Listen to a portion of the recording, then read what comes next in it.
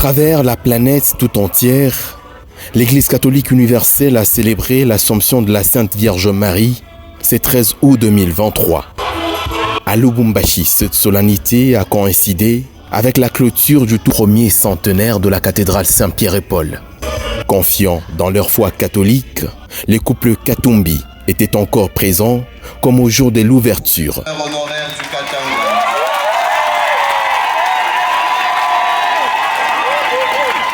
Sentant sur le chemin de la foi, l'archevêque métropolitain de Lubumbashi, Monseigneur Fulgence Muteba, a dans sa parole de foi invité tout d'abord l'Assemblée chrétienne à pratiquer le culte des Maries et réciter régulièrement les Saints Rosaires qui ravivent l'espérance. Je puis vous assurer du haut de cette tribune que vous ne serez pas déçus. Dans un tout autre volet de son message, Monseigneur Fulgence Muteba n'a pas choisi les mots pour décrire la rare audace des hommes en uniforme qui avaient inspecté ces lieux saints au mépris de lois qui régissent la RDC, alors un pays de droit. Notre surprise et notre révolte quand, un bon matin de février dernier, un escadron lourdement armé osa y pénétrer pour d'obscurs motifs jusqu'à ce jour non élucidés. Sans foi et au mépris des lois qui régissent les lieux de culte dans notre pays, ces hommes armés, dont on nous a dit que certains étaient d'anciens Kamouinans Sapou, ont eu la rare audace d'inspecter méchamment les entrailles de ces lieux saints. Frères et sœurs, écoutez bien ceci. Lorsque dans un pays, on commence à se moquer éperdument des choses sacrées à ce point, lorsqu'on commence à banaliser des faits d'extrême gravité, on n'est pas loin d'avoir touché le bas-fond du trou.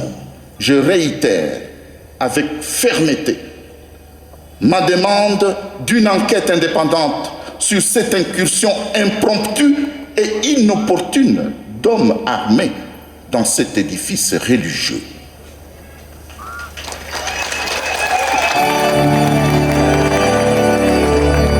Ma requête insistante est sans plus ni moins un droit que doivent nous reconnaître ceux qui ont le devoir de transformer ce pays en un état de droit. À lui d'ajouter qu'il est d'une absolue nécessité que la dignité de l'homme, malgré sa classe sociale, soit respectée. Le philosophe grec du nom de Platon, qui a publié la célèbre République, doit se retourner 1001 fois dans sa tombe quand il voit ce qu'est devenu l'engagement politique dans ce pays. Pauvre Platon. Aussi, lorsque dans un pays, tenez-vous bien, la justice devient un terrain d'instrumentalisation et de manipulation pour des fins politiciennes, que devient la nation? Tu peux me répondre? Parce que c'est justement cette justice qui élève une nation. Et c'est l'auteur du livre des Proverbes qui l'a dit.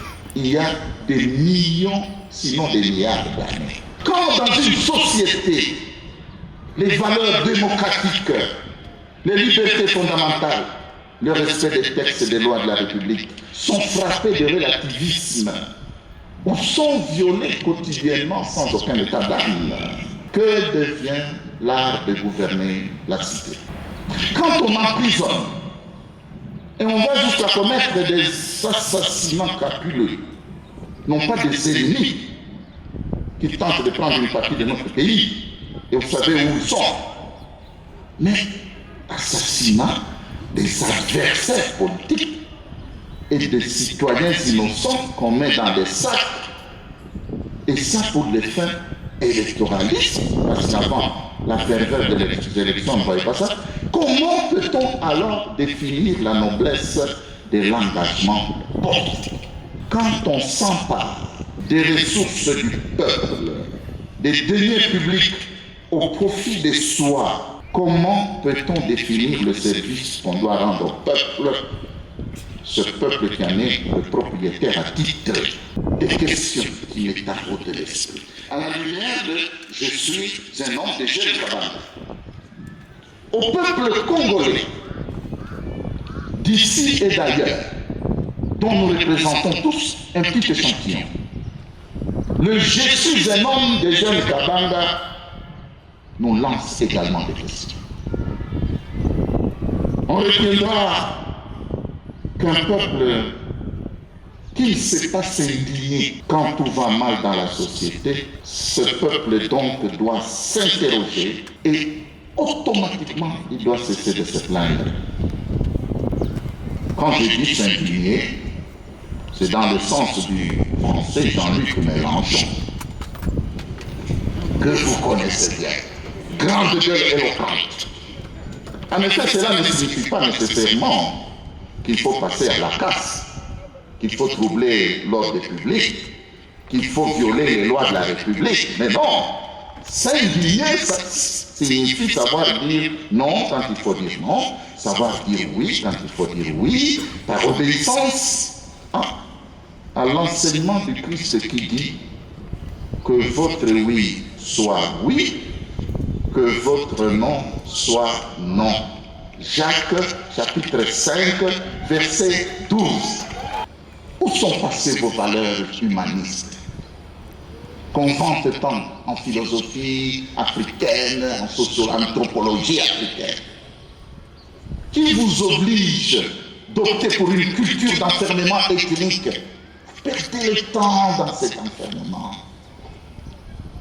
Une culture de haine, d'insultes faciles.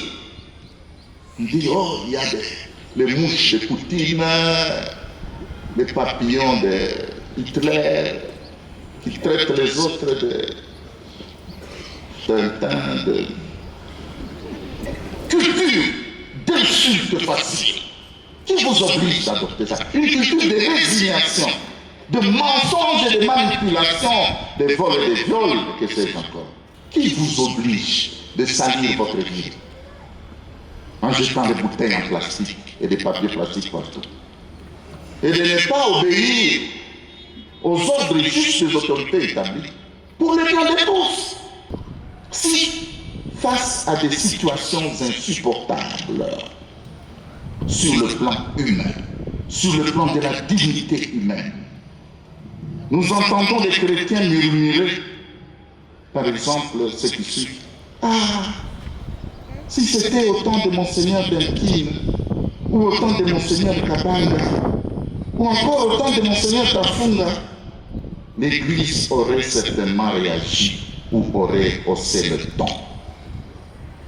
Si nous entendons ce genre de murmures, ne restons pas indifférents. La célébration de l'Assomption de la Vierge Marie et les tout premiers centenaires de la cathédrale Saint-Pierre et Paul, achetés par la bénédiction des bustes des personnages qui ont nourri la foi des générations en génération, bustes placés tout autour de cette architecture, cité de paix et de cohabitation pacifique. Relecture de l'histoire pour un nouvel élan pastoral, c'est le thème retenu pour cette célébration. Nono Landou, Stéphane Chisso, Guélor Chamba.